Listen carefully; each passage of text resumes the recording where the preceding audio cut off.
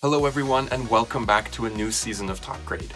My name is Spencer Miller and I'm so excited today to introduce you to a selection of brand new Canadian picture books for the fall 2024 season. I've got so many great books to talk about today, so let's get started.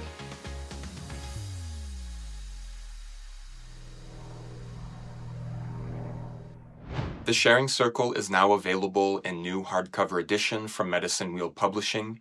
It's written by Teresa Larson Janassen and illustrated by Jessica von Innerebner. Teachers can use this delightful story to talk about resolving conflict and to introduce the practices of sharing circles and talking sticks into their classroom. In the story, two red foxes have an argument which breaks apart their community. A gentle buffalo approaches a local elder and asks her help with the sharing circle for all the animals.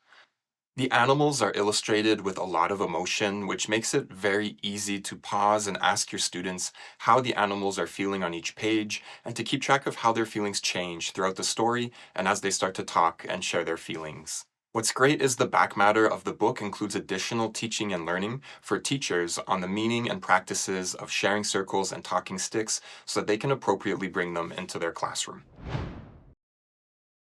Getting Glam at Grams from Arsenal Pulp Press is written by Sarah Weed and illustrated by Aaron Harlock. This colorful and inclusive picture book is full of fashion, family, and fun. Readers join Alex, a non-binary child, as they dress up with their siblings and cousins and put on a fashion show after dinner at their grandma's house. The illustrations are so bright and colorful they almost glow.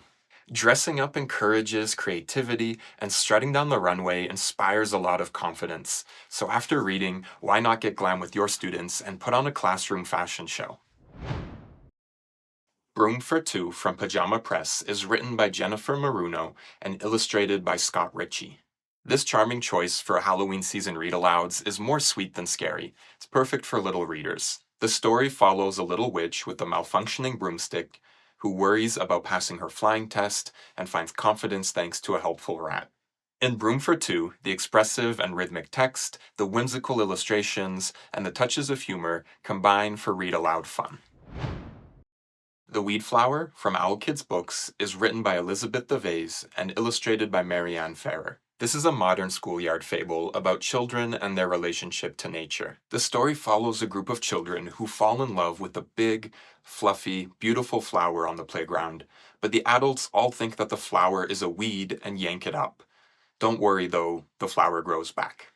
The moment I finished reading this picture book, I was so interested in what a group of first graders would have to say. I want to ask them, why is it that all the adults in the story thought that the flower was a weed? And I want to ask them what are some other things that adults and children see differently. So if you could ask your students these questions for me and put their answers in the comments, I would really appreciate it. Songs in the Sea from Breakwater Books is written and illustrated by Phelim Martin. This carefully illustrated picture book depicts busy marine life and the vastness of the ocean. The simple story follows Little Whale as he searches for his mother and runs into many marine friends on his search, including all kinds of whales, sea turtles, and squids. Martin does fantastic work with scale and perspective to show the different sizes of marine animals and the endlessness of the ocean. His illustrations capture that wonder and feeling that there are whole other worlds in the waters that surround us. Getting Us to Grandma's from Groundwood Books is written by Nadia Elhan and illustrated by Tamika Grooms. This relatable story about a family on a road trip brings us deeper feelings about what it means to belong to family. The story follows the perspective of a young girl named Nikki who loves maps and geography. While Nikki helps navigate her family's road trip from Toronto to New York, Nikki traces out routes to the other places her family lives, including Boston, Florida, Atlanta, England, Jamaica, and Africa. What a beautiful way to illustrate that family is a big thing that can mean the people sitting next to us in the car, people who live a few hours away, people who live on the other side of the country, and people who live on the other side of the world. They're still our family, no matter how far away they are. If you have a big map in your classroom, you could have your students mark where their families live or where their families come from, and all together create a beautiful visualization of all the places around the world that your students are connected to. Muhammad's Recipe for Remembering from Anik Press is written by Maida Ahmad and illustrated by Shruti Prabhu. This picture book will make a meaningful addition to your Remembrance Day learning and reading. The story follows a young boy seeking to learn more about his ancestors in preparation for the Remembrance Day assembly. By visiting with elder members of his community, Muhammad discovers the untaught history of Muslim, Sikh, and Hindu soldiers who served in the world wars. Rich historical details are included in both the story and the artwork. This picture book is a resonant reminder that on Remembrance Day we remember those whose stories have been told and those whose stories are yet to be told. Barefoot Skateboarders from Orca Book Publishers is written by Reena Singh and illustrated by Sophie Casson. This is the uplifting and true account of a group of children skateboarders in a small village in India based on the author's own visit to the community. Young readers are introduced to the tiny village of Janwar in India and the children who live there, including Ramkesh. Readers join Ramkesh and the other local kids on an adventure that starts when a new skate park is built in their small community. The book highlights how sports and activities bring us joy and bring us together. It's a great way to encourage students to take the lead and try something new. I Hear You Mountains from Greystone Kids is written by Callie George and illustrated by Carmen Mock. Fall is my favorite season, so I was so delighted by this picture book that captures all the beauty and excitement of a good fall hike. Readers follow a group of friends up a mountain and pause with them to listen for the sounds of rushing waterfalls, chattering chipmunks, and falling snow. This is an excellent resource for outdoor education as it invites students to practice mindfulness, to pause and listen and observe the nature that surrounds them. I hope that it encourages you and your students to get outside, to go for a walk, and look for signs of fall.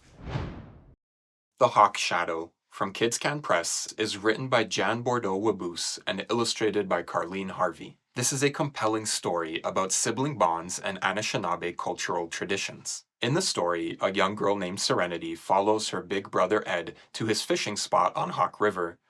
When Ed falls into the river, a hawk swoops down to guide Serenity in how to help. I enjoyed the relatable sibling dynamic that was full of teasing and laughter and love.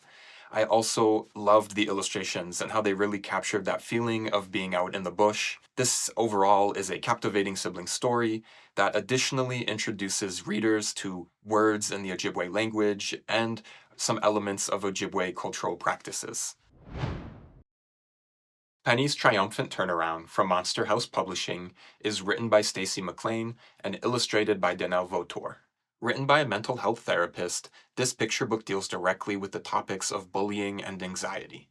In the story, a young girl named Penny is picked on by a boy and has a bad day at school. At home, she is filled with anxiety until her older sister notices and initiates a conversation and provides strategies for working through anxiety. Having worked with a lot of older teens, I know how much they're involved in looking out and caring for their younger siblings, which is why I always feel like there aren't enough good teenage characters in picture books.